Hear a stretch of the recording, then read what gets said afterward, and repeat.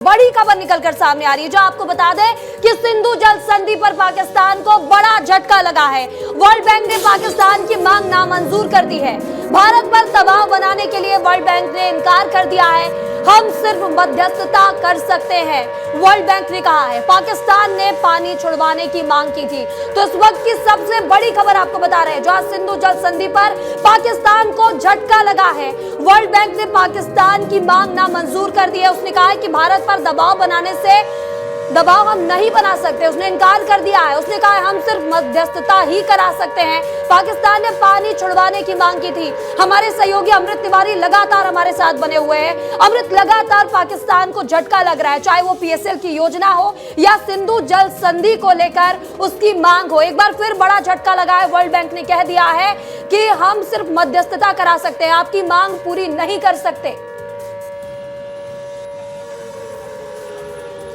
देखिए, निश्चित रूप से ये एक जिस तरह से कहा जाता है मिलिट्री एस्केलेशन में एक जीत होती है, उसी तरह से यह डिप्लोमेटिक एस्केलेशन में एक जीत है। जिस तरह से हम डिप्लोमेटिक वॉरफेयर चल रहा है उसमें भारत के कहा जाए कि ये भी एक अच्छा पड़ाव है जहां पे पाकिस्तान को जो है एक बार फिर से उसके मुंह की खानी पड़ी है। वर्ल्ड बैंक के सामने जाकर के उसने गुहार लगाई, वहाँ से उसे लताड़ पड़ी और सीधे सीधे दो शब्दों में कह दिया गया कि हम सिर्फ और सिर्फ मध्यस्थता कर सकते हैं, समझौते की बात हो तो हमें बुलाइए, इन सब मामलों में हम अब पढ़ने वाले नहीं हैं। उसी तरह से यूनाइटेड नेशन में जब वो लोग पहुंचे थे तो पाकिस्तान को वहां भी कड़े सवालों का सामना करना पड़ा था और बड़ी ही बेहुरमती और बेगैरती से उसे वहां से लौटा दिया गया था। वहीं जब अमेरिका के साथ भी लगातार शहबाज शरीफ कोशिश कर रहे हैं कि मैं संपर्क करूं, लेकिन जेडी वांस ने जिस तरह से बयान दिया कि हमारा कोई लेना देना इन सब चीज़ों से नहीं है, दोनों देश अपने हिसाब से इस चीज़ को देखेंगे, सक्षम होंगे तो निपटेंगे। तो एक तरह से पाकिस्तान देख रहा है कि भारत जिस तरह से दबाव बना रहा है डिप्लोमेटिकली, वो उस मामले में पूरी तरह से पिछड़ता जा रहा है। सिवाय उसके पास एक ही चीज़ है कि बहुत बड़ी बड़ी बातें करना, गीदड़ भभकियां देना,